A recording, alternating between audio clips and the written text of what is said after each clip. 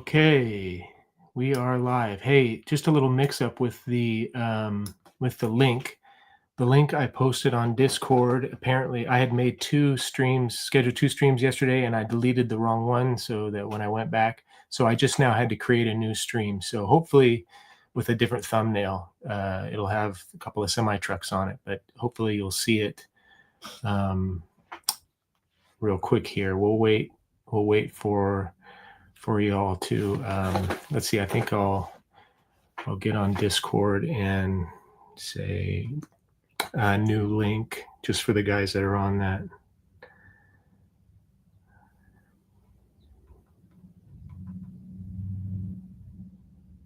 There we go.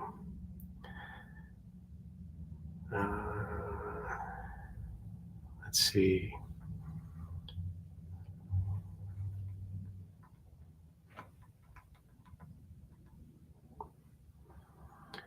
There we got some people here. Okay, Susie's here, present. Uwe, awesome, glad you're here. Okay, why did I rage quit the stream? I was so mad, Loki. No, I just it was a scheduling error. I made two links yesterday and I deleted the wrong one. And then when I went to bring it up this morning, it said that I had deleted it. So anyway, so we're all here now. Paul's here, awesome. Rebs is here, fantastic. I am one of us. Hey, I am one of us. I want to wrench you up here. Let's see. Okay, there we go. I think you should be good. All right, 9 of us so far. That's great. Frank, that's right. Okay, still watching. Dagon is still watching the other stream you deleted. He says it's your best yet. That's awesome. Yesterday I had a great. I rode the bike into Salem here and had a great dig. Went to a thrift store and found some fantastic $1 records that I'm going to be selling. But I went to my local record shop, Drum Bug, these guys here, and picked up a few 74s that I hadn't had. Here's one that I know you all know, Preservation Act by the Kinks. It's a double album. I listened to the first half last night. It's okay. It's unique. It's kind of a circus atmosphere a little bit, carnival-esque, I guess. Let's see. I found this one. This is Oregon Territory Northwest Bluegrass, and it's a compilation from 1974, which is so cool, of these different bands. It's Tall Timber, Puddle City, Dr. Korn's Bluegrass Remedy, Muddy Bottom Boys, and Sawtooth Mountain Boys. And it was recorded in Aloha, Oregon, which is kind of a suburb of Portland. And I look at this, Grassroots Records with a pot leaf, which is really fascinating. There's actually, I think, a couple gospel songs in here, but this is really kind of good, actually. Kind of a local press. I found something that I won't, I only buy my 74s off of, except for just 2 or 3 off of in the wild. So I make it last longer in the dig. And I found this yesterday. This is Roberto Carlos in Espanol. And he's a Brazilian artist, hence that in Espanol, because they speak Portuguese in Brazil. And this is from 74. And I researched him a little bit. This was a really tough find. This is actually a Columbia pressing, like from the country Columbia. He started in 61. And I think his last album, he's in his 80s now, but his last album was like in 2018. And he sold over 70 million records. And in Brazil, he's known as the King. So I listened to this yesterday, and it's really good. I think the El Dia Que Me Quieres is The Day You Love Me. I think that's what it is. Anyway, so this was really, I was really tickled. And the owners of Drum Bug are from Chile, and so they know this artist. They grew up on this artist, and she was happy that, because she knows I collect 74s, so she was happy to have that for me. And then my second daughter, just came home from 8 months in France. She was teaching English there, and we picked her up on Friday, and she brought this French record for me, Stone Chardin, I think it is. It's this couple that sang pop songs in the 70s, and this is their 74 release. And it's really good in French. She found this at a record store there for me. So anyway, so we got 12 people here. Now let's just get rolling. Special guest today for me. This person has been the greatest influence on my VC life, and I'm sure you'll recognize that in a bit. They have a hard out like at 1:30, so we're gonna just do kind of a shorter run today, and then I'll do a little intermission or a little break, and I'll come back and hang out with you all after that. So without further ado, I'll say welcome to Rachelle, my wife. Hello. I'm guessing that some of you already know that she's my wife, and but she's kind of kept a low profile a little bit on the VC and with our crew of people. And I'd like to know in the comments, if, because I kind of think that some of you knew she was my wife. I know Sue knew, and a few people, but that if you were specifically not mentioning it to me and you had already figured out along the way. Anyway, so let's see. Uwe says hello, Rachelle. Ian, Rachelle, no way, sweet. I don't think Paul knew. Yeah, Marty's wife for sure. Fluffy figured it out. Yeah, Fluffy knew. I think maybe some of the other guys like Loki and Chauncey, maybe even Dagon knew. Yeah, she does look great on screen, doesn't she? Anyway, so thank you for being here, Rachelle. Thank you, Wife. Marty. And, anyway, so I'll just do a brief interview with Rachelle so you guys can get to know her. I already, of course, know her really well, and glad she could be here to kind of hang out with us for a little bit, and we'll see how it goes. So anyway, where were you born? Well, I was born in Vancouver, Washington. It's about an hour from here. And then I moved up to Alaska when I was about 5, Anchorage. Lived there with my family until grade school, came back to Oregon when I was 11 and met you. Yeah. What were your first musical influences? Like, what's the earliest memory of music that you had? Oh, very earliest would be sitting in the back seat of my mom's car listening to the radio, and she's a big Willie Nelson fan. So therefore, I am a big Willie Nelson fan.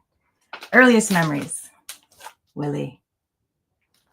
Yeah, we got lots of Willie records. Yeah. And when I was about 10, he was in a movie called Stagecoach with Chris Christopherson and Waylon Jennings, and actually Johnny and June Cash as well.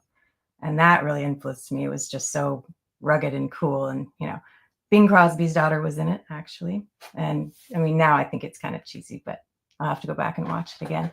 So Willie was the first. Willie, I still love him. I would love to go to a concert. I will grieve when he passes. Yeah, and we're always looking for new Willie. I'm always looking for new, because there's a few records we don't have of Willie, so I'm always trying to dig them up. We're on the lookout. So Willie, and you kind of had, you were kind of exposed to country music before anything else, and obviously church music, because we both grew up in the church, different churches to start. But yeah, what you have, who else? Let's see. My grandparents had a big record player in their living room. Like a console? Yes. And they would play. It was so fun to lay on the shag carpet right at the base of that and just listen to even like Lawrence Welk and gospel choirs and all sorts of, old folks music. But I love it, and I love it still. So that was my earliest. I was pretty tiny, 2, 3, 4 years old. And then listening to country with my mom in the car. She'd sing her heart out. She loves Crystal Gayle. I also do as well. And why Crystal Gayle? I have to ask that. Because of her hair. Her long straight hair. She was so beautiful, and I had curly hair as soon as I had hair. It was very wild and crazy, and she just was so poised and beautiful. What's the and, song? What's the famous? Make My Brown Eyes Make Blue. My Brown Eyes Blue. That's Yeah, right. that album came Yeah. out in '77, which is my birth year. Hey, look who made it. Dagon, did you know that Rachelle was my wife? Hi, Answer John. down below. Okay, yeah. And then Dolly. Woo! And that's the 74 release, Jolene. Dolly. First press. I love Dolly so much. When she put out I Will Always Love You, which I believe was actually in '76. I wasn't born yet. But listening to that song as a kid, and then later in high school when Whitney Houston put it out, it just, had a bad high school breakup, and I cried my heart out to that song. And just Dolly has influenced my life. She's a beautiful person, and she's very compassionate, but yet she was also would you call her a feminist? I would call her a humanist. Yeah, but I think she my feeling anyway is that she kind of brought those like women's issues to the country scene a little bit more. Poverty issues and women's issues, Yeah. and just trailblazing, not being afraid to use her femininity, which I really admired, because growing up in the church, you were taught very much to be sort of modest and recede into the background. And there's nothing about Dolly that recedes into the background. And so I took that, and her beautiful heart and her just love of people and music and her intense talent. I mean, her writing abilities, her relationship with her husband, I admired from a young age. I just love Dolly. Who doesn't love? If you don't love Dolly, yeah, you don't even have to like her music to love her. Look at here we go. Rachelle, I would put you with someone a little more introspective, not a limelight-loving pretty boy with a penchant for dangerous road trips. That's fantastic. Ooh, we both love dangerous road trips. Yeah, Marcia rides a motorcycle too. I think some of you know. I'm sorry, I call her Marcia. I guess I should just say that. But her middle name is Rachelle, so we go by Rachelle. But anyway, let's see. I think Fluffy and Sue are the only ones who knew. Rachel knew. I think Mazzy knew. And Yvonne. Yeah. Knew. And Brian. Yeah, Tokyo Brian knows. Brian knows, yeah. Hi, Brian. Hi, Yvonne. You here? Yeah. How does Rachelle feel about lot lizards always flocking around Marty? She knows about the trekking scene. She's used to it now. Completely unthreatened. Yeah.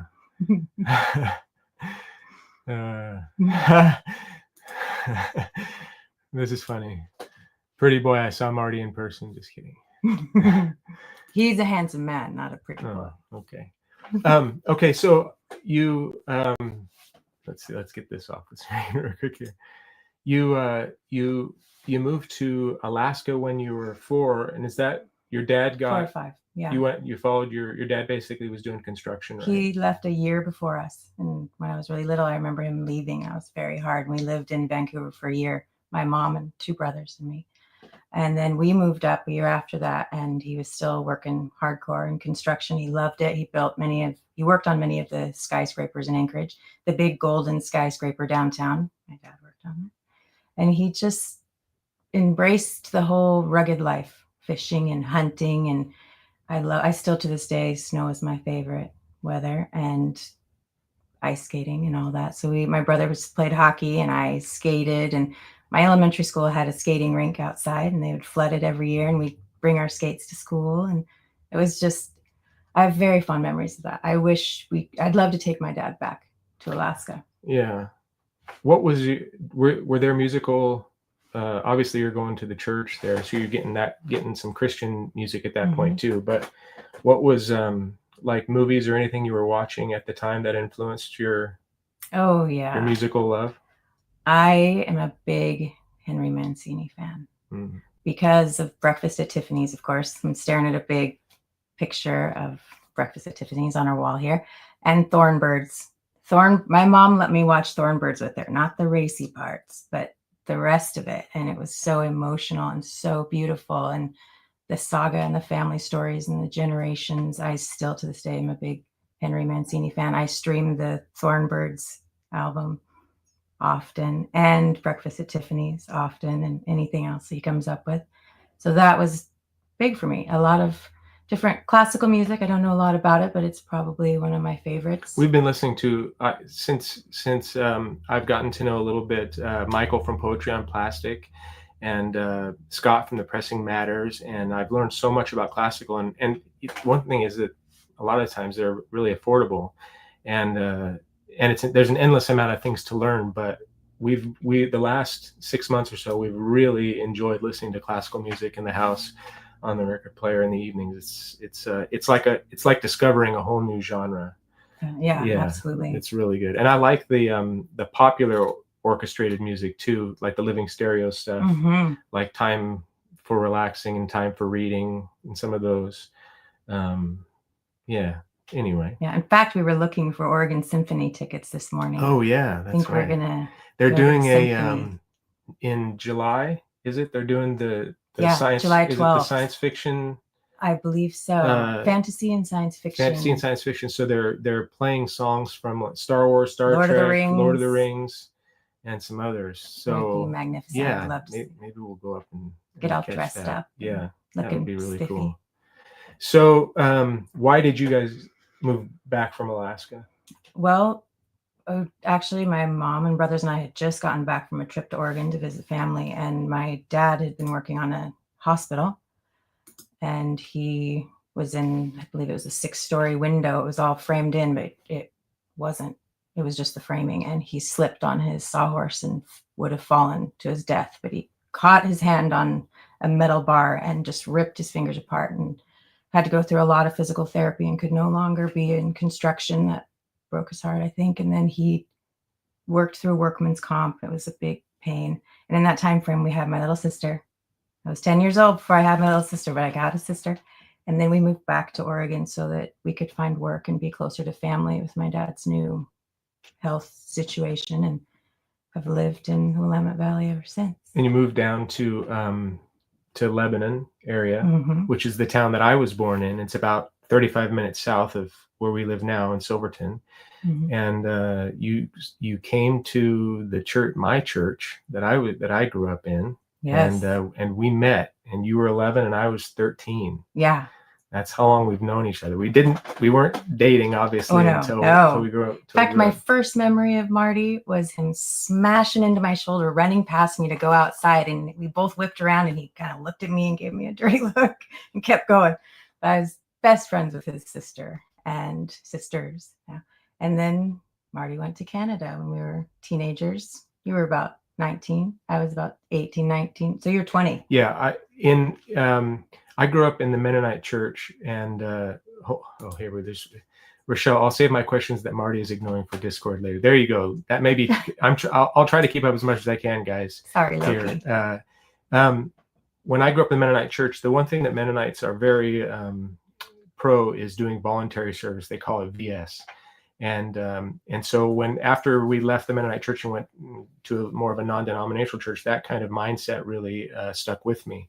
So I went to, and I think I've talked about this before, I went to Northern Ontario near Red Lake, up above Thunder Bay a ways, and did some voluntary service there when I was 19, and wondering, what my life would bring me, and would I meet Snow Queen in the north and whatever. Anyway, that didn't happen. And when I came back, when I have a younger sister who is Rachelle, is my name is Marcia Rachelle. Yeah. Rachelle is two years younger than me, and I have a sister that's 2 years younger than me, and she has her older brother is just about my age. So we kind of grew up. Me and her brother played together, and my sister and Rachelle played together.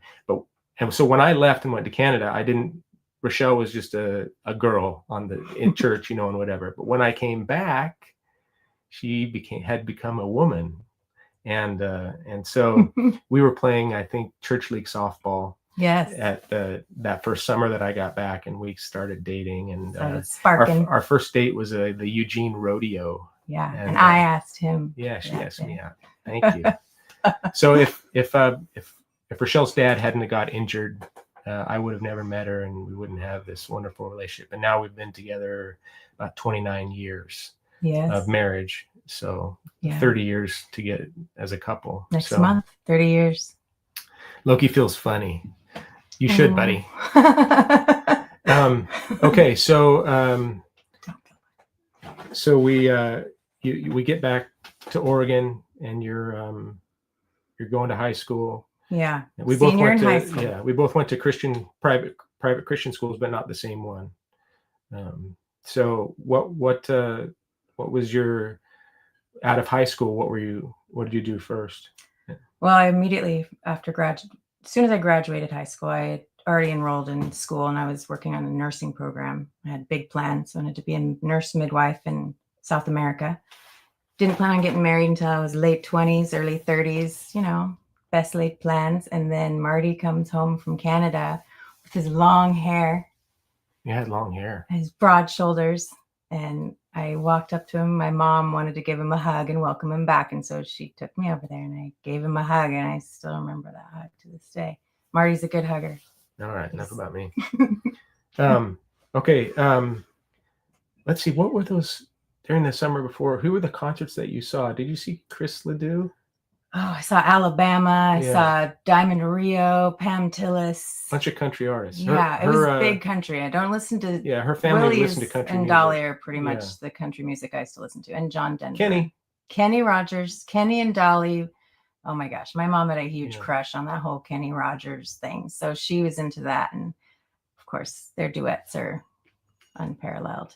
But I think we should film it, Fluffy. I'd like to film that, get that on record. What? Yeah, my hug when I hug Rachel. Oh yeah, that's a great idea. I don't know who Ass is. Ass. I'll give you a hug, buddy. No problem. So we got married, and then the musical influences that when we were first married, we had just a year after we got married, we left the church, and we hadn't been exposed to a lot of secular music before that, just the stuff you hear on the radio, but getting in depth. But the band that really, when our kids were really young, the band that really affected us and that we went and saw the most, you'll see a poster of them on the wall here, would be Wilco. Tell us a little bit about your love of Wilco. I love Wilco. I love Jeff Tweedy. I still remember seeing a picture of Jeff Tweedy on Paste magazine years and years ago, and he kind of freaked me out.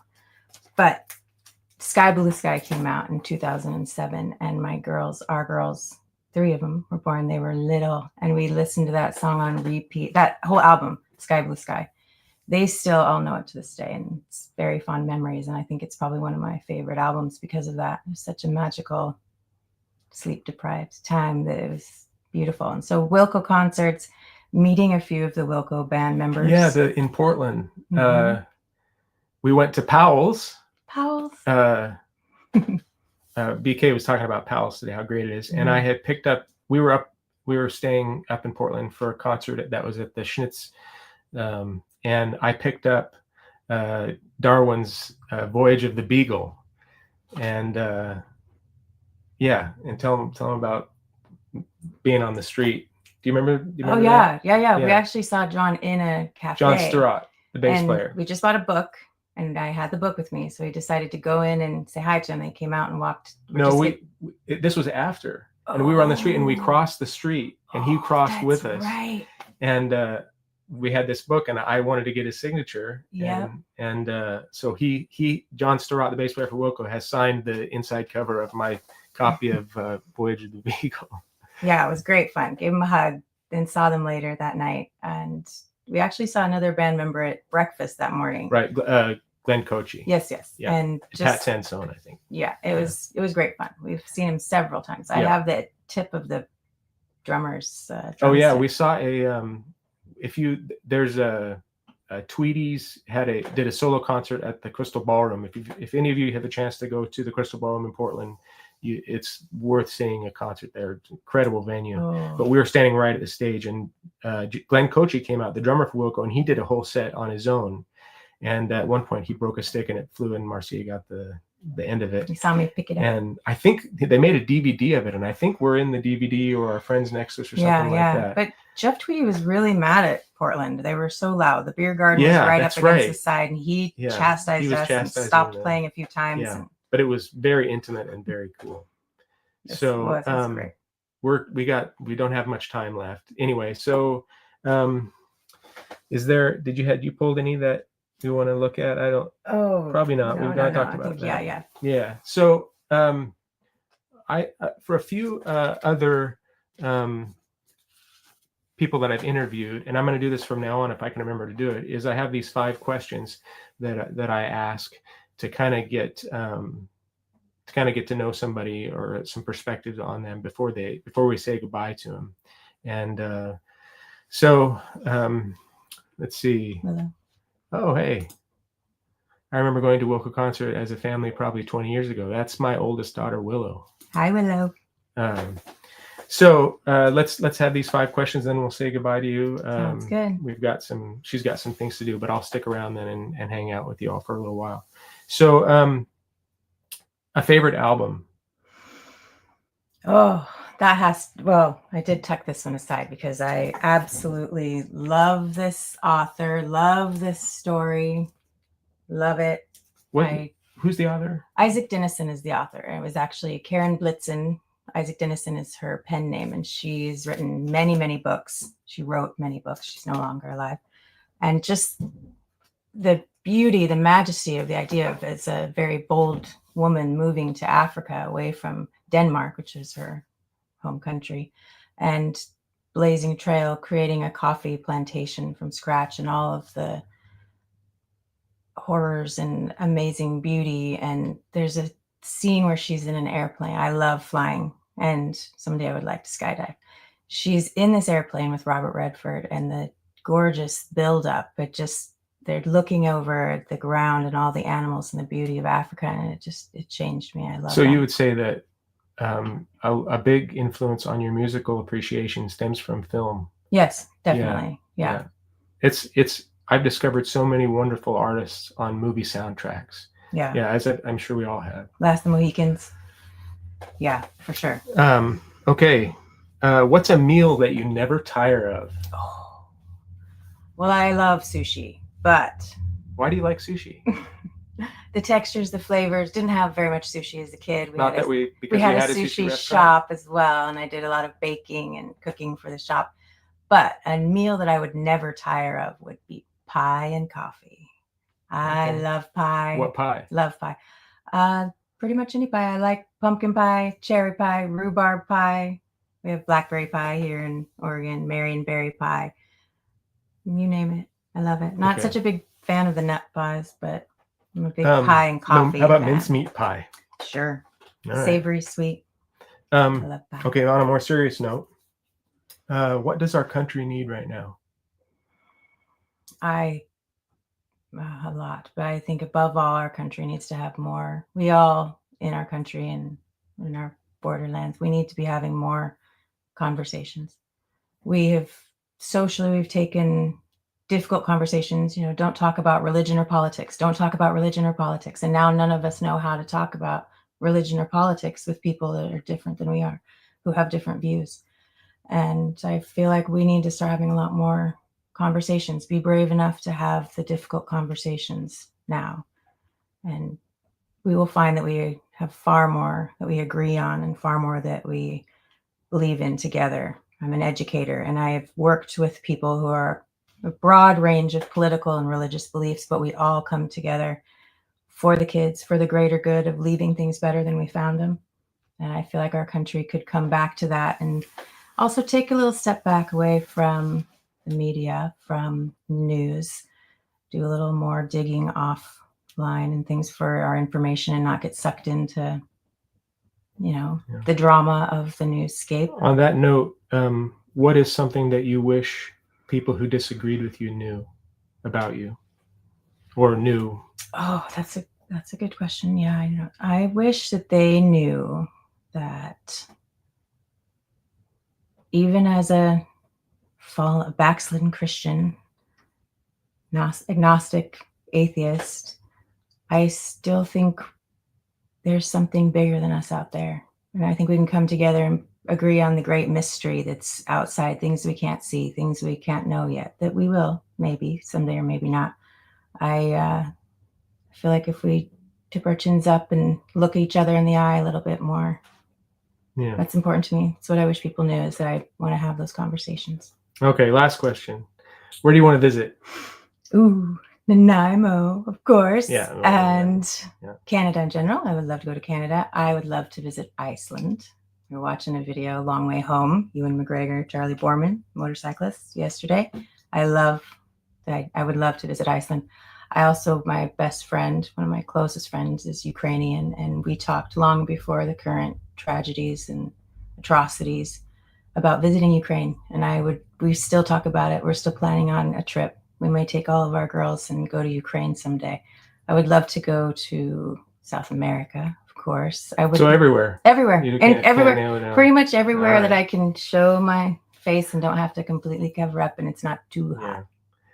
Sweet. Well, thank you, dear, for doing this. It means a lot to me. I was really nervous. I'm really nervous, still nervous. I was really nervous as well. How it's going to pan out. But I appreciate you giving us a half an hour of your time. And thanks for having me. Yeah, we're going to take a little intermission here, just about a minute or so, and reorganize the camera here and get things situated, and then I'll come back. So just hang out a little bit, guys. Okay, see you in just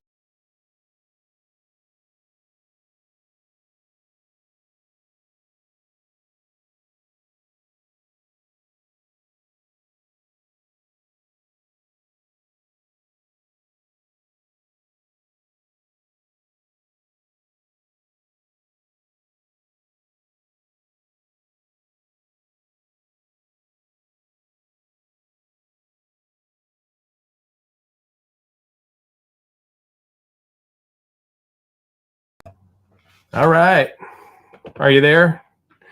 Still got 24 people. Thank you so much for hanging out, everybody. That really means a lot to me that you come to my little modest show here. All right, let's get to some of these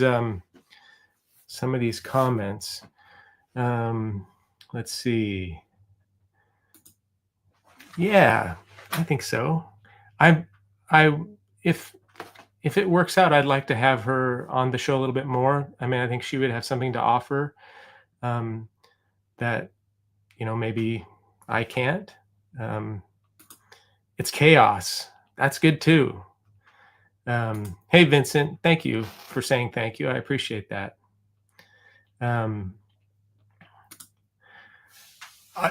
I don't know, Russell. I think there's a few people that didn't know, but I'm glad that you all know now. Because Rachelle's a part of my my VC life, and we listen to records together, and she's my best friend. She saw me do the VC thing, and I wanted to share the joy I had of meeting my friends in the VC, and I wanted her to have the fun that I was having. So I'm the one that said, come on, Rachel's Ghost. So and we can really kind of thank Rachel and Sue for getting us kind of getting her on a little bit. But we decided that probably at least at the beginning, I didn't want her to come in as my wife, or us to have to be a couple, and there to be any kind of preconceived notions about our relationship or about what was going on. But as time went by, she developed friendships, her own friendships with the group of friends that we have. And so we just thought now would be kind of, I did. She was still reluctant to go on camera. She didn't mind that you all knew that she was my wife, but I asked her to come on camera and just meet everybody, just so that we can get it out and break the ice and get into it. So that's what we did. That was so much fun. All right, more than I expected. Pretty nervous. Yeah, I was too, dear. The secret is out.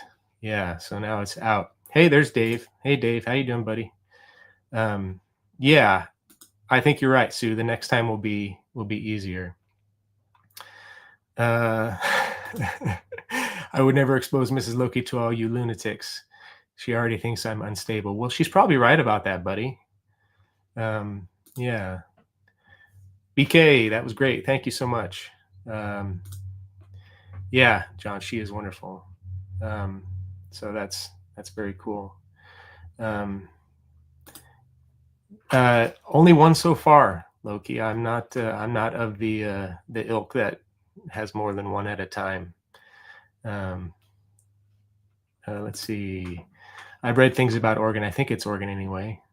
Yeah, I don't know what that means really, but uh, Yvonne, can you find me if you see wife Marty? I don't know. Are they out there? Um, I don't. We definitely need to. How do we get more women? I don't know if we can. I mean, you don't want to force a lady to ride a motorcycle if they don't want to. But I'm lucky enough that my wife has her own motorcycle and has, she started off riding behind me, and then she this is interesting.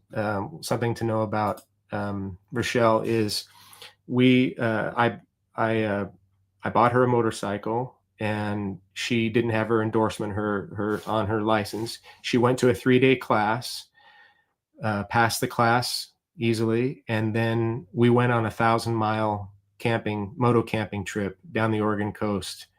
The next like 2 days after that, and it went to Crater Lake and all down the coast into the redwoods, and it was unreal. And I when I look back at it now, I was like, what was I thinking putting her out there to do that? But she did great, and she's ridden ever since. This was like I don't know if it's like 8 years ago or something like that, maybe 7. And so yeah, that was kind of like her getting pushed out of the nest and into the wild on a bike. And so so we ride regularly together. She doesn't get to ride quite as much as I do because she has other responsibilities. She's also, she didn't mention, she's also a teacher in our local school district.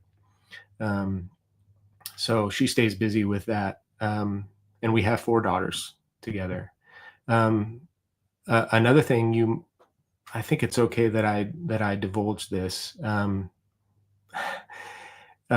After we had our 4 daughters, Marcia is the type of person that she's very driven, and that she sets her mind to something and wants to do it. And Ass needs a wrench. Does Ass need a wrench? Okay.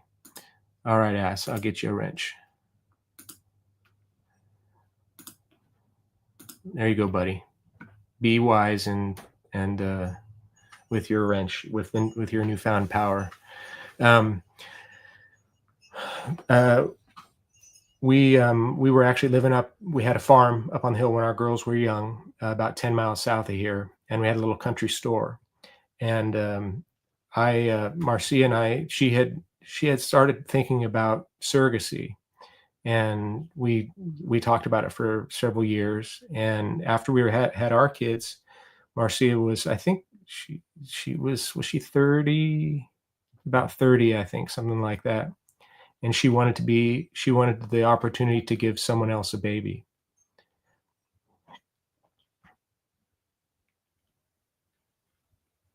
Excuse me. Anyway, so she carried a baby for a Chinese couple that couldn't, that they didn't have that opportunity in China. And it wasn't her egg and fertilized egg. She was implanted with their child, and she carried that baby and gave birth to a baby for them. And it's an incredible gift, and I'm such a crybaby. I'm really proud of her for that. Anyway, so life went on, and we sold our farm and our store and moved to town when the girls got into high school. And then Marcia went back to college, and she went to Oregon State and got her degree, and then became a teacher. So she's very motivated. I'm very proud of her. Anyway, yeah. Yes, Fluffy. She is an incredible human being. I'm very blessed to have her in my life.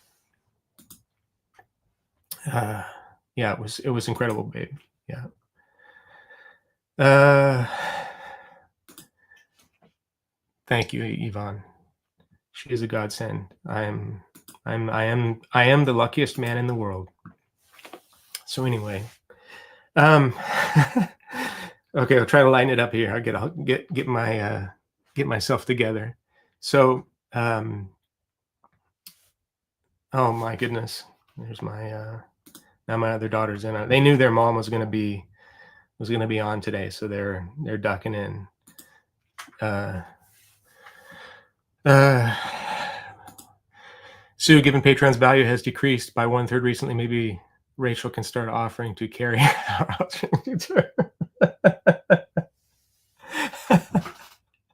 Oh, that's awesome. Just spitballing, just throwing out ideas. Yeah, yeah, yeah. Hey, Greg, glad you're here. Glad you could stop by. We need to talk sometime soon. I want to hear updates about what you're doing. I saw you posted a video of a record store tour. I'm going to watch it this afternoon. That'll be fun. I love those videos. Sue, let's see. Do you really want your pregnancy exposed to Blake in the room? Sue's open to ideas, Loki. She's open-minded in that way. Yeah, that's what I hope, Fluff. I hope that that this can be a place for us to unite because of our common love of music and vinyl, and that we can talk about all sorts of other things that that make us unique and that endear each of us to each other. So, yeah, that's cool. Marty brings out the best in OJ.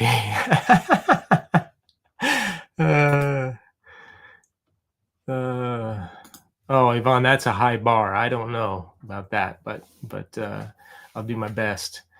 Yeah. She has a 26-year-old daughter. Yeah. She does look amazing. Yeah, she's yeah. Anyway, so let's see. I'll keep answering your things here, but yesterday, I want to talk a little bit about yesterday. I went to this let's see, I'll show you a picture here from yesterday. I have my youngest daughter is graduating high school this month. My third daughter is graduating from Oregon State this month. My second daughter graduated last year from Oregon State, and my oldest daughter is having a wedding reception this month. And so yesterday, can you see that? I went and got a suit. Yeah, that was fun. I had all my daughters there, and they were snapping pictures, and they hadn't seen their dad in a suit in many years, so that was fun. But after that, I went to I had the bike, and I went into town, into Salem, and there's a thrift store. It's just a privately owned thrift store, kind of like a Goodwill or St. Vincent de Paul, that is along the main stretch there, and they have $1 records. Goodwill is now $4 a record. It's absolutely ridiculous, but this place has $1 records, and I hadn't been there in a long time, and I found 20 $1 records that I can sell. So I came home and cleaned them and priced them, and anyway, but I found this. They had a whole mess of sealed. This is sealed. These soundtracks. So this is Mr. Budwing, and it's got James Garner and Suzanne Plachette and Angela Lansbury, and it's from what year is this from? 1965. Still sealed. This sticker right here is Montgomery Ward. Says 99 cents. So this has been sealed since 65. Or maybe 66 when this came out or whatever. But yeah, I love James Garner. Anything he does is great. And this is when Angela Lansbury would have been a lot younger, right? And we all know about Suzanne Plachette. And so I looked this up because I want to watch this. I think you can rent it on YouTube for like $4 or something like that. So this may be, I don't know. I may crack this open. I'm going to watch the movie first. I may crack it open and keep this one. It cost me $1, but the value on it is, they go $14 or $15 and sealed and stuff like that. Some were going for, I think, like even $40 on Discogs. So this was really cool. Another sealed one was this. Don't play us cheap.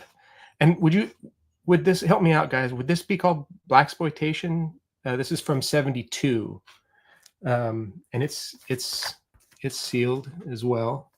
And yeah, I don't know anything about this movie. The who's the Melvin Van Peebles is the did the cast, I think. But yeah, I don't know anything about this, but it's pretty cool. Let's see. Here's one. The night they raided Minsky's. Look at those ladies up there. Kind of wild. That's sealed. This is from '68. So music by Charles Strauss. Anyway, kind of cool. I love the art, that old kind of, not Mad Magazine, but a little bit kind of caricature artwork. Very cool. No kidding, Dave. That's pretty cool. I remember Mario Van Peebles. He was an actor when I was younger. That's neat.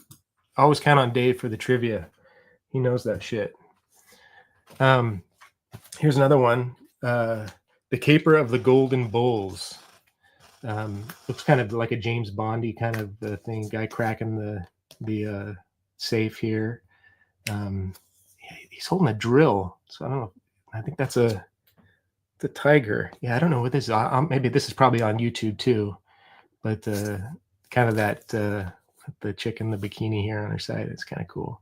And this is from 1967. Sealed. Wild. And then I got a few more, but this is just the last one I'll show here. I found this really interesting. This is Lady in Cement. Anybody ever heard of this movie? This is from '68, and it doesn't show a cast. There's no cast on it, but you see a little bit of the thing there. But are they like her? Look at her feet are in the cement block. It's like interesting. Caper of the Golden Bull sounds like a road comedy starring Loki and Dagon. Oh, of course, Dave. Of course, I've seen Lady in Cement. Of course, you have. Oh wow, Frank Sinatra plays a detective. Okay, I got to see this now. That would be cool. I'd love. There's so many movies that never come into our that are field of view.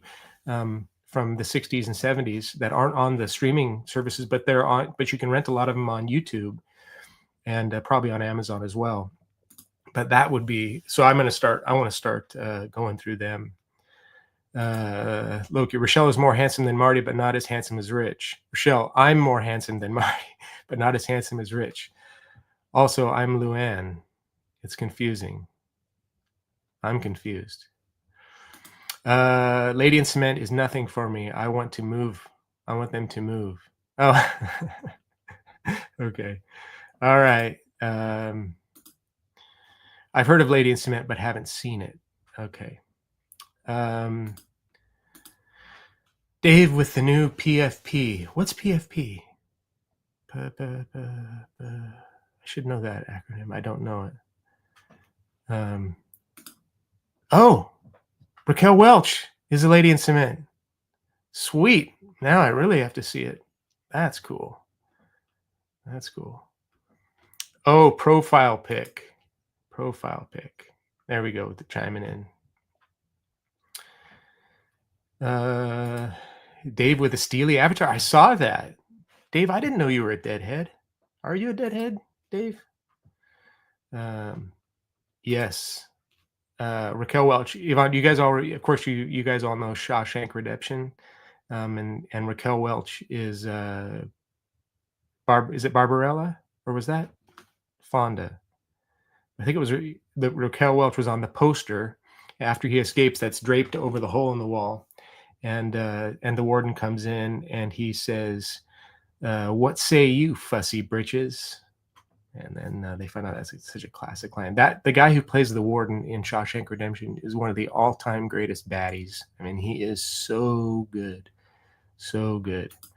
Paul asked Dave, "How do you like Subonik Records?" Subonik? Am I pronouncing that right?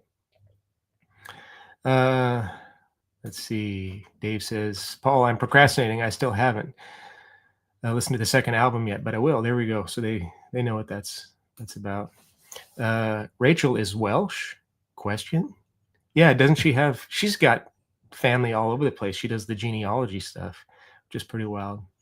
Dave, you missed my I'll just show just real quick, Dave. I'm gonna just show just so Dave, Preservation Act, Dave, from yesterday. Oregon Territory Northwest Bluegrass is a comp that was recorded in Oregon. Here, this Colombian pressing of a Brazilian artist speaking in Spanish. There's a trifecta for you. And then my daughter brought this French album back from France with her when we picked her up on Friday. She got this over there. Stone Chardin. Did I have the right accent for that?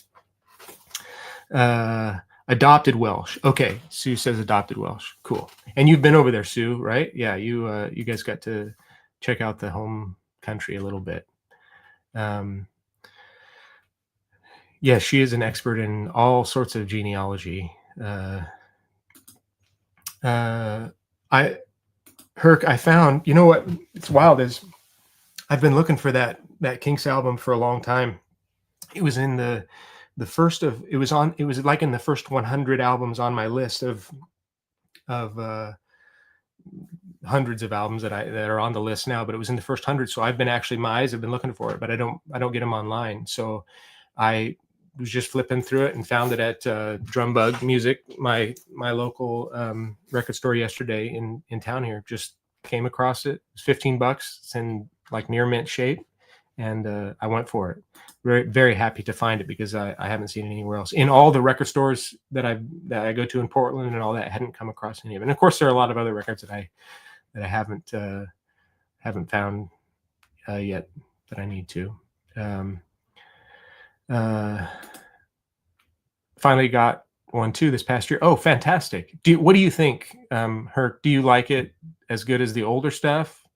I thought it was interesting with the talking and in it, and but I have to give it more time, and there's 2 discs, so I have to listen a little bit more. Hey, Chauncey's here.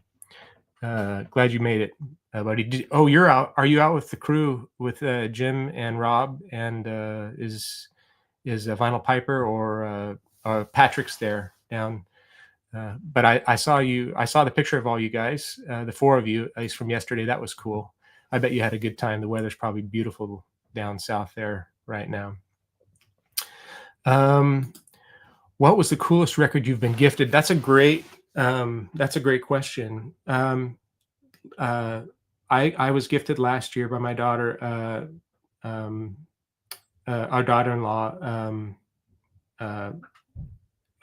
Willie Nelson's Phases and Stages. The repress they did that has the alternate recording, has both the original recording and the alternate recording that Willie did a couple of months after they recorded at Muscle Shoals. They went back to Memphis, I forget where, and Willie recorded it with his family band, and I don't like that quite as good, but the second recording that he did in the record company then put out the one they did at Muscle Shoals, and I think Jerry Wexler was the producer on that. But that repress, it was a record store day release last year, and I absolutely love that album. It's from the perspective. Side 1 is from the perspective of a woman, and side 2 is from the perspective of a man, and it's kind of the disillusion of a relationship. And yeah. Ass is Amanda. Oh, okay, I get it. That's right, because I saw her Discogs account. Well, hello, Amanda. That's my daughter-in-law. Love her. Looking forward to seeing her soon. Paul wants to know, Chauncey, how big was PB Hall's Hall? PB Thall's Hall. It was apparently Rob was saying this morning on Rachel's stream that he just had a major score. And the wild thing about Patrick is he's so well versed in finding certain pressings, and he knows the difference between the commons. And they were talking about the Bad Company album that is everywhere, that we see all over the place. But he had found, I guess, was it an island pressing that was worth a lot more, and he found it just kind of with, because we see that, and it's like a $10 record, sometimes less, sometimes a little bit more depending on condition, but you can you can find it all over the place. But he found one, I guess, that is worth a lot more. But I'm anxious to see over the next couple of weeks what Patrick's auctions, whether you're buying or not. It's fun to watch Patrick and Rob's auctions, because you meet your friends, you say hi, you learn a lot, you can pick up a couple of good records, you learn about records you didn't know before, and you also get to get a kind of a peek into their hunting process and what they're looking for and stuff like that. So I really like that. It's really fun. I've got a few records. I've won a few of the bids on between Patrick and Rob, and that's always fun. It's great to get records in the mail, isn't it? PB Hall, yeah. Did you get a chance to listen to the Supremes record? Yes, I did. That gatefold that you sent me, fantastic. Loved it. And that went in the R&B section of my 74s. Very happy to get that. Thank you so much. Along with the Funkadelic that you sent me, which is fantastic too. Really appreciate that, Uwe. Yeah, you're right, Bill. He has an unreal eye for quality vinyl. He really does. And I'm learning now more that I get into it about the different pressing plants, whether it's Monarch or Hollywood or Terre Haute, Indianapolis, these different things, and which are more desirable. It seems like Monarch is a desirable pressing plant. I think I probably, unless I'm A-Bing records, I can't tell the difference, and I don't have multiple copies of certain records. I have a few, but speaking of which, I have while I was in the UK, I got a UK press of 10cc's Deceptive Bends, which is a really good album. It came out after sheet music from 74, and I had an American copy. So I'm going to A-B that and just see the difference between those and how they sound. So yeah, that should be fun. The auctions are interesting, but usually too rich for my blood. That's exactly right. Me too, Russell. A lot of that stuff's really specialized, and I don't know. I guess if I knew more about jazz, like Rob's stuff, I would be able to pick and choose a little bit better. But most of the time, when Rob flashes an album, and I think I wonder if that's a 74, and then I'll Google it really quick, and if it's a 74, then of course it doesn't matter to me, and then I'll bid on it. Of course, it'll go many times more than what I'm going to sling out at that moment, just because I don't know it. Desirable, yeah. Let's see, Davis. I can't remember which pressing plants are more desirable, but I do look on Discogs on occasion and see which pressing I have. Yeah, I try to do that when I catalog. I just catalog my my collection on Discogs, only my 74s. All my non-74s I don't put on there, at least not at this point.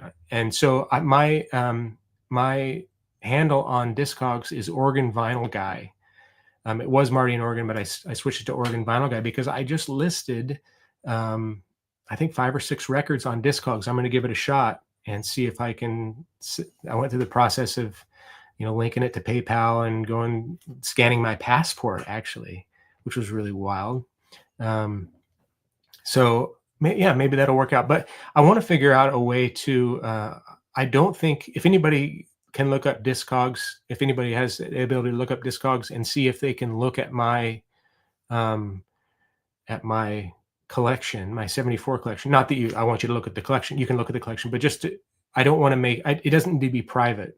I'd like my friends to be able to see what 74s that I have.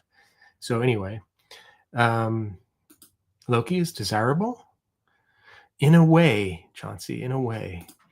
Herc, we listened to the Dusty in Memphis that I just picked up while eating breakfast. Overrated album. Preacher Man is really the only great song on it. Oh, okay. Dusty Springfield, right? Is that right? Yvonne, agree. 10cc Bloody Tourist is my favorite album from them. It is really good, Yvonne. I discovered them. I had got sheet music. I think I've said this before, so pardon me.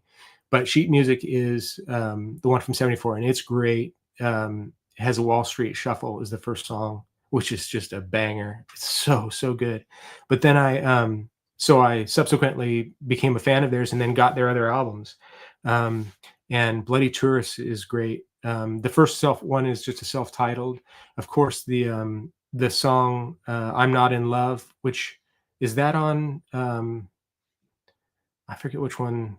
"How Dare You" is another one that's got a split couple. They're both on the phone. There's a Austin Healy in the background. There's a lady and a guy. I don't know if "I'm Not in Love" is on that. And then, of course, "The Things We Do for Love" was their other big hit. I really love 10cc. They're one of my favorite bands from the 70s. I just think, four guys who they all sing, they all play all the instruments, and then there was kind of they were the two pairs that would write songs and bring them to the group a little bit. So that was kind of cool. There was a, I don't know if it's there was like a little documentary of 10cc. Oh, there's a really good video that I saw. I don't know if it's on YouTube. I think it is, of somebody who found a reel of I think it was like a Revlon commercial that they did, the audio of a Revlon commercial that they did. They didn't know, somebody found this reel. They didn't know what was on it. It said 10cc studio stuff or whatever. And then I don't know about this. I'm sure some of you do. They have to bake the film to get it, to preserve it, heat it up or do something. Anyway, they were all they're in the studio and they listened to this, and it was this Revlon commercial. And a couple of the guys had no recollection of doing that. But they did. It was kind of cool. And another thing that kind of stuck out was in the harmonies of the beginning of "I Am Not in Love," they tracked it 60 times for the vocals to give it this really expansive vocal dynamic thing, I guess. But that's the way I could say it. Yeah. I have most of the 10cc records. They're good. And we don't know about them except for those two songs in the United States a whole lot. They're popular in the UK, but we just didn't. I mean, those two songs. "I Am Not in Love" was a massive hit, but I don't run into, the only place I've run into their records here are in record shops. I've never found them in a antique store, thrift stores, or anything like that. Let's see. Okay, I'll check that out. Paul, you did find me. That's good. No albums under Marty. Check Oregon Vinyl Guy. Or you did find it, but there are no albums under. Maybe I need to make my collection accessible. I'll check that out as soon as I'm done with the stream, and I can do that. Just so, I mean, that's possible, right? I mean, I can make it possible so that you all can see what albums I have, I think. Oh yeah, of course, Yvonne has 12 albums. That would be up your alley, wouldn't it, Yvonne? Yeah. 28 of you still here. Oh, that's awesome. I'll keep hanging out. Yes, you can. Okay, thanks, Chauncey. I will figure out how to do that so that I can do that. And then maybe I can, connect with, did I purchase an album? I think I don't know if I've purchased an album off of Discogs, maybe one. I bought some albums off of some older Christian albums off of eBay. And I have a couple albums on eBay right now. And so yeah, we'll see. As well as that, I listed that Omega watch that I got at the estate sale a couple weeks ago that I got running. Yeah, so I'm gonna make a little bit of money on that, which is really cool. Let's see. Yeah. Anything else I can tell you? I'm caught up with all of the chat. Yeah. Is looking now. She says she has to friend you. Yeah, she is my friend on Discord. Oh, maybe you have to friend to see it. Maybe that's what it is. I don't know. So do you guys have your entire collection cataloged on Discogs? I only have a small handful of my collection on there, maybe like 2%.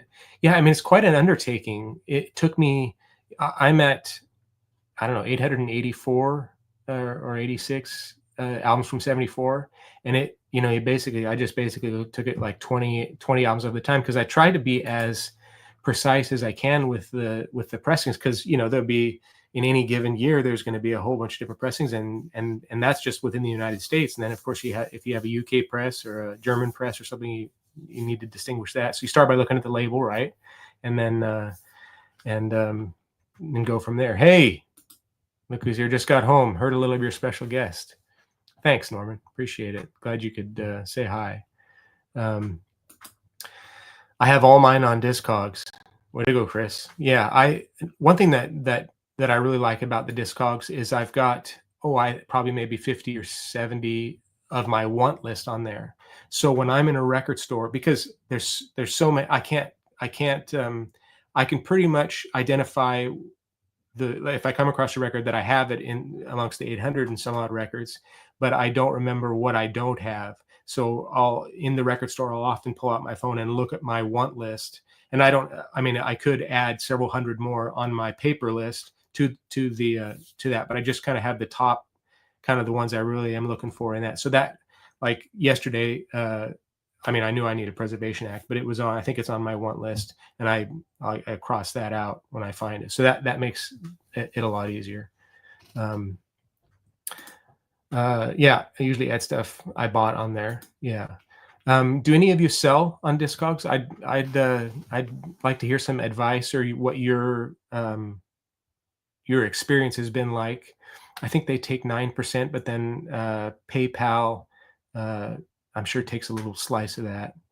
And yeah, but it's better than, I think, eBay's 12.7% or something like that. So it seems better than eBay, but then eBay doesn't use PayPal anymore, I don't think. So they have their own system for that.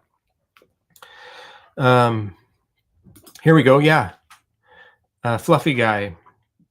Let me write that down real quick so I can follow you.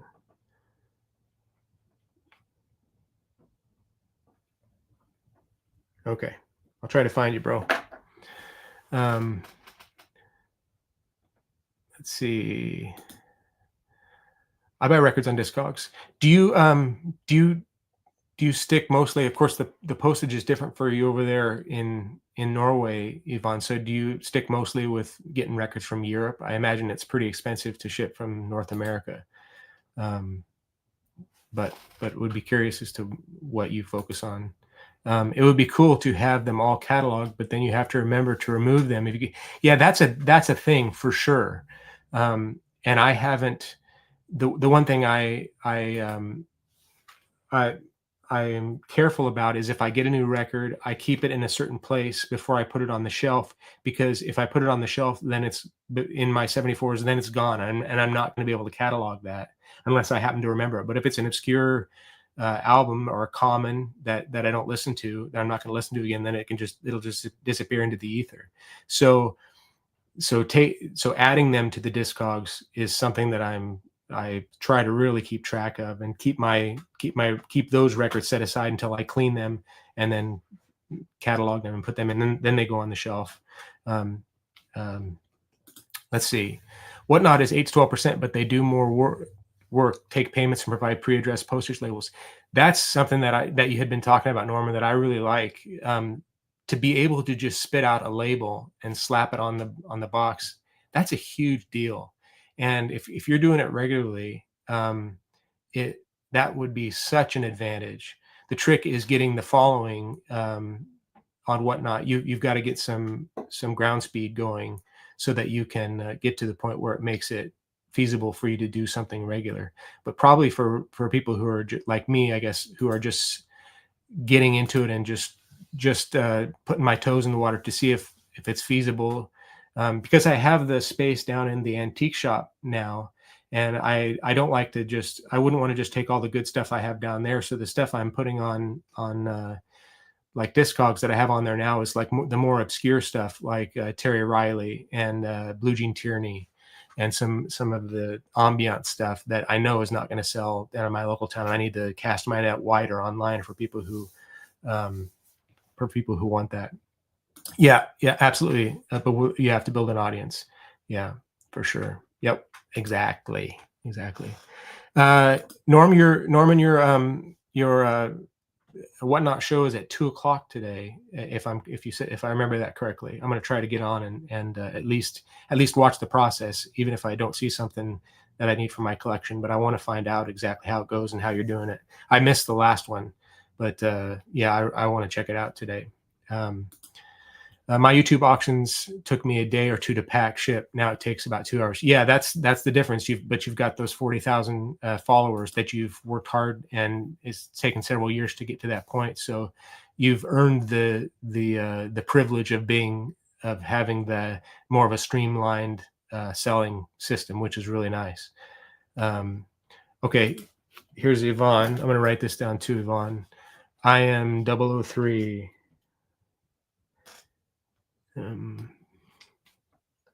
Okay. Try to find you on there, bro. Let's see. Herc, Jens, I've had the best luck with Germans. Descriptions always accurate. Interesting. Yeah, the one thing that I have noticed a lot is people will be asking crazy amount of money for records that they don't put any description on. And I don't want any backlash or any negative feedback if I start to do that, because I'm a beginner and I don't have any positive or negative feedback for that matter. I wrote descriptions that I think, so there's nothing hidden, so they're not going to get the record and go, oh, there's a crease here, or there's a nick, or I see this rash, this jacket rash, or whatever, sleeve rash. I don't. Yeah, I want everything to be known before they get it, because I guess, I mean, negative comments can really put a kink in your credibility, because people really don't pay attention to I mean, they pay attention to how many what your positive percentage is, but like when you're looking at a restaurant review, you're not looking at all the people who are saying this is so great. You're looking at the people who are saying the food was cold, or likewise on Amazon. You know, the buying a product for $5, buying a $15 product for $5 more for a product that's rated at 4.8 is more likely than getting a product that's rated at 2.5, right? Just because that there's lots of negative reviews of that. Yvonne, agree. German and Holland is very good sellers. Okay, that's interesting. Yeah.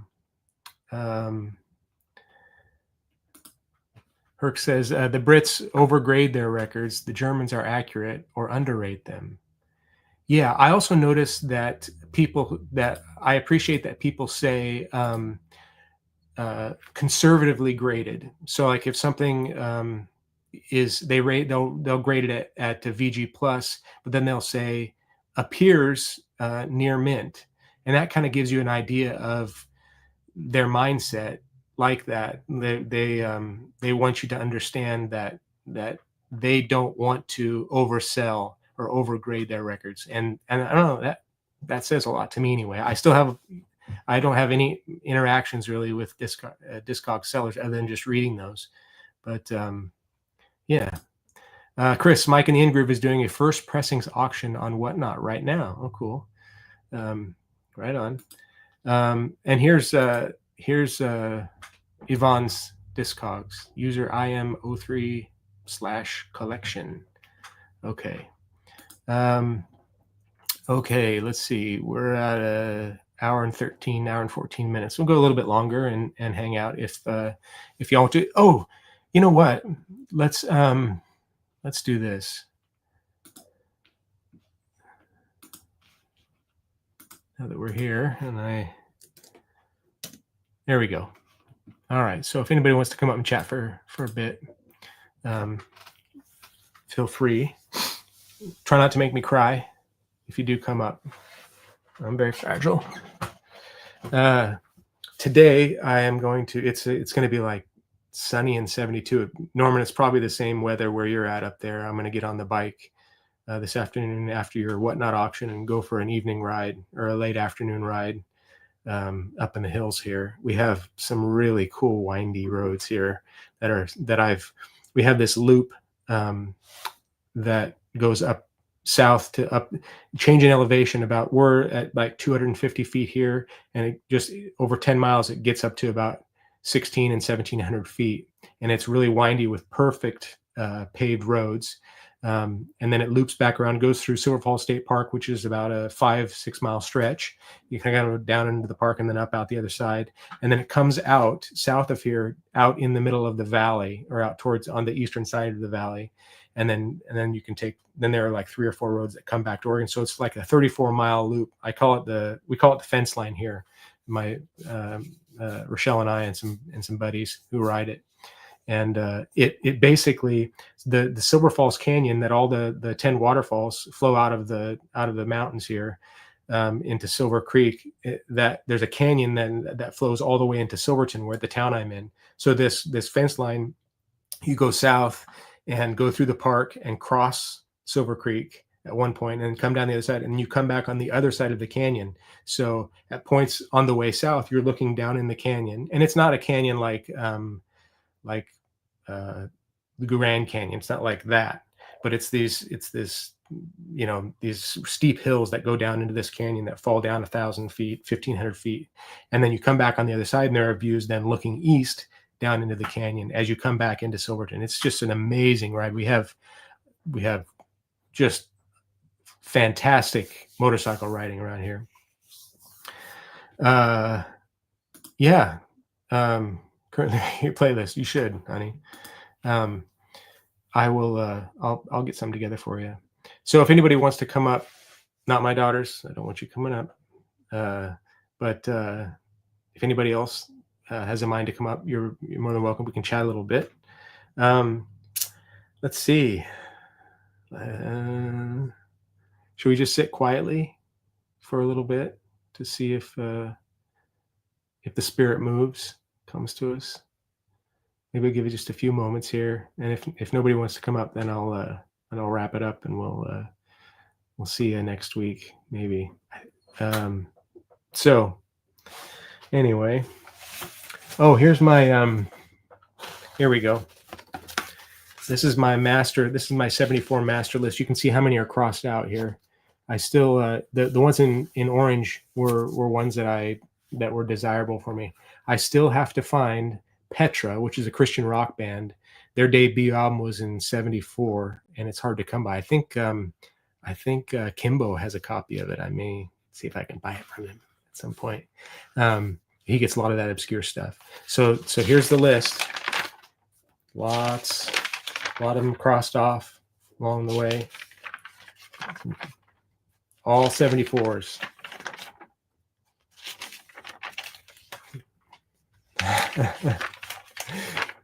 My goodness. And then there's the end of it. Of course, the last couple of pages don't have as many crossed off as I used to. I still need Graham Central Station's Release Yourself. Let's see.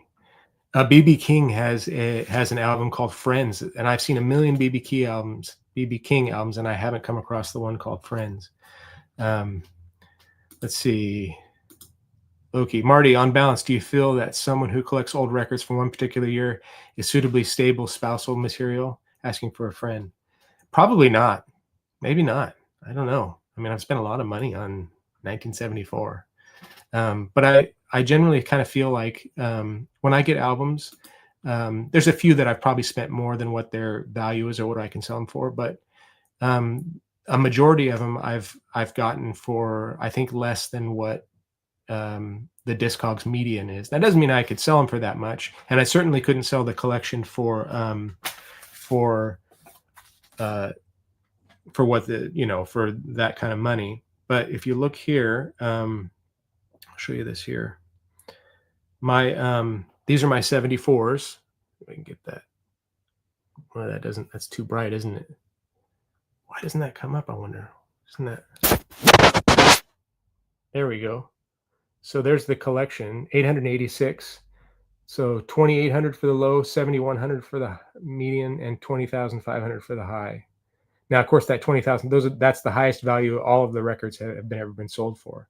And I certainly have albums that are in mint shape and that are in good shape, but I also have albums that would be classified as the some of the commons that I don't really care about and won't listen to again. If they're kind of hammered, um, I'll get them anyway, just because I'm not going to listen to them, and I don't care if they're scratched or if the album cover's beat up.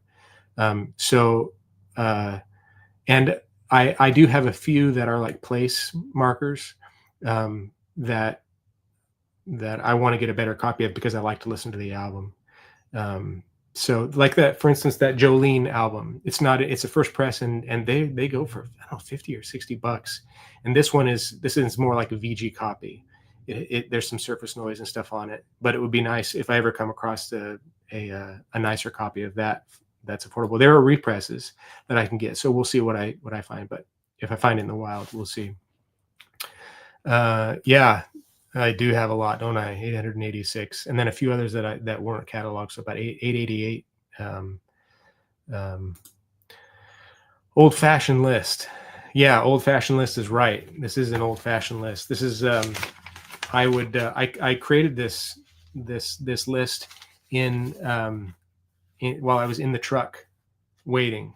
So I'd go on my phone and look up. And I started this list when I was working, doing more long haul stuff. So I had a sleeper. And so in the evenings when I was away from home, I would go through, and one thing that really helped me was I'd listen to an artist on Spotify, and then you go down to the recommended artists or similar artists, and especially like the R&B stuff that I don't know anything about, I would bounce then to each one of those suggestions down there if I didn't know the name or whatever, and then go to their discography, and it would show me the releases, throughout the 70s, and I'd find the 74s. And then a lot of times Spotify will mislabel a year. So I have a few on here that like something like that, where it was Spotify might have said it was a 74, and then I look it up on Google on their wiki page or something, and it's actually not from there, or not from that year. So, but that's how I did it. Just basically adding to it. Marty's year of birth. Yeah. That's exactly right. I was born in 74. I started because I turned 50 in 2024.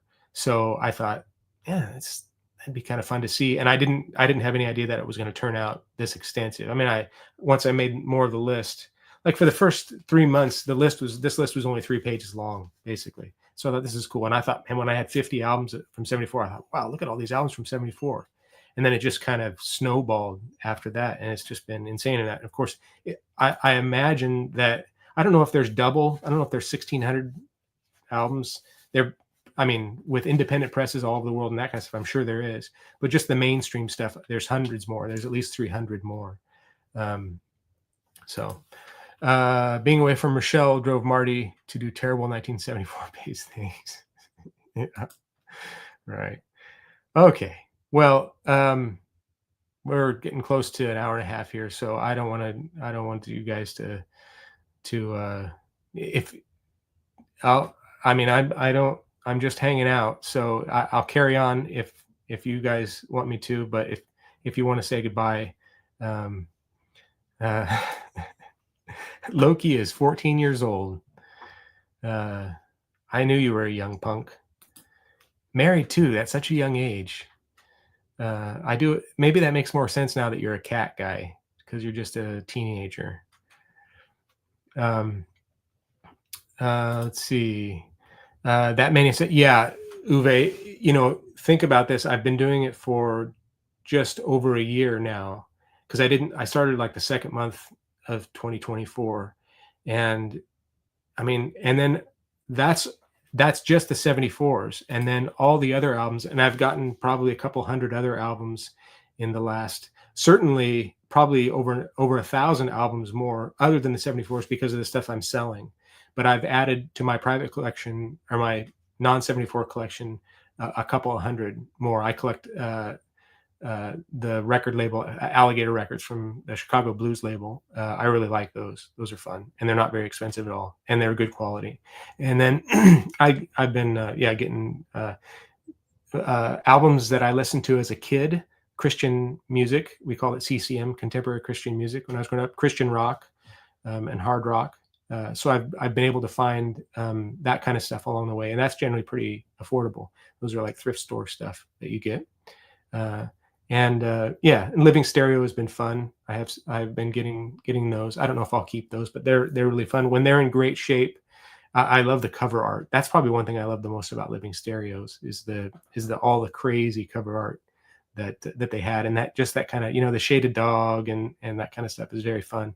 And the Scott from Pressing Matters has been a real help, and of course Michael from Poetry on Plastic has been a real help, uh, learning more and having more of an appreciation for the living stereo, as well as the Mercury Living Presence. Those are really good recordings too, all from like 56 to 62, something like that. Just really, really good. Yeah. Uh, Loki is a YOB. Um, let's see. Okay, good stream. I just sent you a message on Discogs, Marty. Fantastic, fantastic. Okay, I'm gonna wrap it up, and we'll. Yeah, that's why I like Striper, Uwe. To hell with the devil. You know it. Yeah, I listened to that a lot when I was 13, 14 years old. Okay, guys, have a wonderful Sunday afternoon. Thank you all so much for hanging out. And I really appreciate you letting me be a little bit vulnerable and being cool about it. I count you all as friends, and I really, really gained a lot in my life from having this community and being able to chat with you guys and connect about what we love so much. So, oh, Bill, go back and watch the show again, buddy, and you'll see it. Cheers, Marty and Rachelle. Thanks, Jens. Thanks, Loki. Have a great Sunday. And oh, Loki's got to get to bed soon. Probably. Well, he doesn't go to. I don't think he ever sleeps. I'm not sure if you do, buddy. Yeah, you just got here, man. Thanks, Uwe. Have a great. It's got to be beautiful weather where you're at. Have a great Sunday afternoon. Spin some records. Thanks, Hurt. Take care. Yeah, and Chris, thank you always for showing up. You're consistent, buddy, and I really appreciate that. And Dave, later, buddy. Yvonne, yeah, okay. Revs, thank you. Yeah. Oh, you got a phone call. Fantastic. Well, it'll be up. I'm not going to delete this live stream, so you'll be able to go up and see it. And I'm going to really say goodbye now because I'm dragging this on too long for you. I want you guys all have a good Sunday afternoon, and we'll catch you down the road. Cheers, everybody.